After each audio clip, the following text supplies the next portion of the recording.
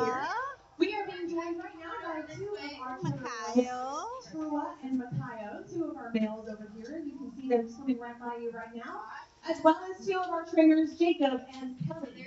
Now, if you haven't seen our killer whales here before, then please get your cameras out. They're right here. They're going to be posing for you guys and showing you their beautiful faces. Now, Trua is over on our left side, Makaio on the right side.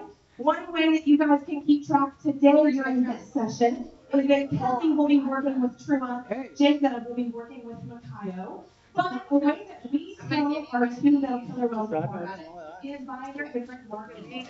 So if you guys get a look at Truma, you'll notice that he has a few freckles. He has some on his belly and a little bit on his face.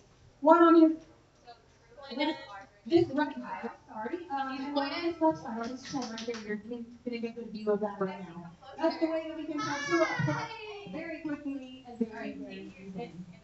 Now we do have five killer whales here at SeaWorld of Orlando. We have three females as well as our two males that you're seeing right now.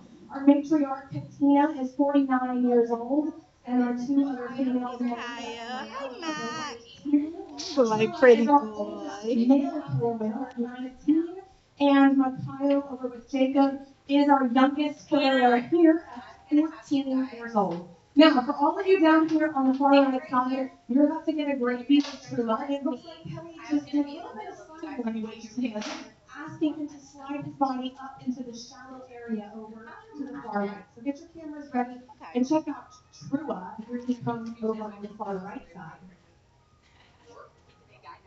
Now, talking a little bit more about that hand signal, that sign language that Kelly just used for Trua, we don't communicate with the whales via our voices. We do sometimes cheer for them, get really excited for them, which is something that you're all more than welcome to do. If you see something that you like, you can absolutely clap and cheer for the whales. But they don't hear our voices as clearly as we hear one another's. They hear on a higher frequency. So we will use our hands to kind of do a sign language. We call them hand signals. For the whales, they have learned to pair those hand signals with different behaviors than we ask the whales to do. So you'll be seeing Kelly and Jacob use a lot of different hand signals throughout this session today that Trua has learned and Marcelo has learned means something very specific. Now, another thing that you're going to see Kelly and Jacob using are the whistles around their necks. That's obviously a kind of a famous signature of being a dolphin or whale trainer, but they actually are very useful. We use those to tell the whales, great job.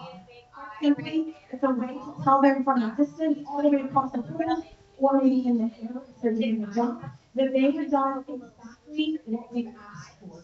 So another really easy way for us to communicate. Now, talking a little bit more about the way that we train our whales, we use something called positive reinforcement. Has anybody ever heard of that before? Say, shout it out. Yes or no? Yeah, okay, most of you have. So what that means for our whales here is that we bring a lot of positive attention when they are doing what we have asked. Right now, we're actually seeing a really good opportunity of what we do when the whales are not quite cooperating in the way that we had planned. Now, Makaio is over by Jacob. He's actually down under the water right now at our underwater viewing window. He's saying hello to some people down there in the meantime. But Trua, who's coming back over towards Kelly, he chose to swim away and kind of go check out some of the girl whales just a moment ago. And when the whales are not doing what we asked, a lot of people ask, what do we do? How do you tell them that was not correct? That was not what we wanted from you? And Kelly just gave you a really good example a minute ago by just giving Trua a few minutes to see what he wanted to do and see if he'd like to participate again. And you'll notice that he's back over with Penny right now. They're not robots by any means, but that is one of the joys and the challenges of working with animals, learning their personalities, their likes and their dislikes, and perhaps more importantly, learning to read their behavior every single day. Now, Drew is going to show you his really large tail beaks over there. One of the many ways that we can tell the whales apart, like I said, are their markings. But the very edge of a killer whale's tail is like a fingerprint for us as humans. The same thing applies to all the areas where the black meets the white on killer whales, or where the black meets the gray on their gray saddle patch on their back. That is one of the ways that researchers will actually use to tell different whales apart in pods that they're studying out in the open ocean. We are very lucky here at SeaWorld that we get to see their faces so up close and personal every single day, and we get to know their personalities. Let's check out Trua over here. Makaio. He was singing you guys a really beautiful song.